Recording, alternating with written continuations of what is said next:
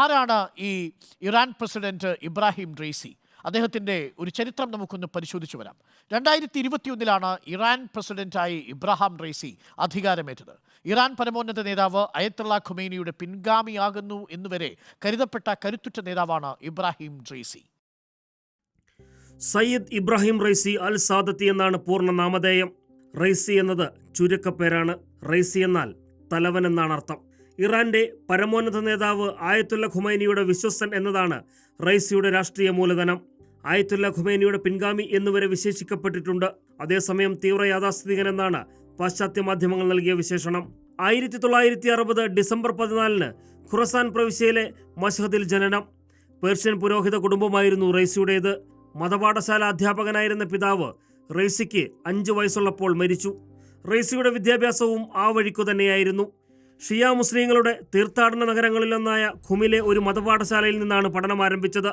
വിദ്യാർത്ഥിയായിരിക്കെ ആയത്തുള്ള ഖുമൈനിയെ പിന്തുണയ്ക്കുന്ന ഹഖാനി ഗ്രൂപ്പിന്റെ ഭാഗമായി. 1979 ഇസ്ലാമിക വിപ്ലവത്തിനു പിന്നാലെ ഖുമൈനിയുടെ ഇഷ്ടക്കാരനുമായി. 20-ാം വയസ്സിൽ അൽബുർസ് പ്രവിശ്യയുടെ തലസ്ഥാനമായ കരാജിൽ പ്രോസിക്യൂട്ടറായി നിയമിക്കപ്പെടുന്നത് ആ ഇഷ്ടത്തിന്റെ പുറത്താണ്. വൈകാതെ പ്രവിശ്യ പ്രോസിക്യൂട്ടറായി. അത് കഴിഞ്ഞ് തെഹ്റാന്റെ ഡെപ്യൂട്ടി പ്രോസിക്യൂട്ടറും ശേഷം ജുഡീഷ്യറിയിൽ സവിശേഷ പദവിയും അലങ്കരിച്ചു. ഇക്കാലത്താണ് ഇറാനിൽ രാഷ്ട്രീയ വിമതർക്ക് കൂട്ടത്തോടെ വധശിക്ഷ നടപ്പാക്കിയത്. ആംനസ്റ്റിയുടെ അന്വേഷണ റിപ്പോർട്ട് പ്രകാരം 5000-ഓളം പേരാണ് റൈസിയുടെ കൂട്ടരുടെയും പ്രോസിക്യൂഷന് വിധേയമായി ജീവൻ നഷ്ടമായത്. ഇതിന്റെ പേരിൽ പല രാജ്യങ്ങളിലും വിലക്കുണ്ട് റൈസിക്ക്. അതേസമയം മരണശിക്ഷ വിധിച്ചവരിൽ താനില്ലെന്നായിരുന്നുവെന്ന് പലതവണ റൈസി വ്യക്തമാക്കിയിട്ടുണ്ട്. 2017 ആദ്യമായി പ്രസിഡന്റ് പദവിയിലേക്ക് അംഗം കുറിച്ചെങ്കിലും പരാജയപ്പെട്ടു.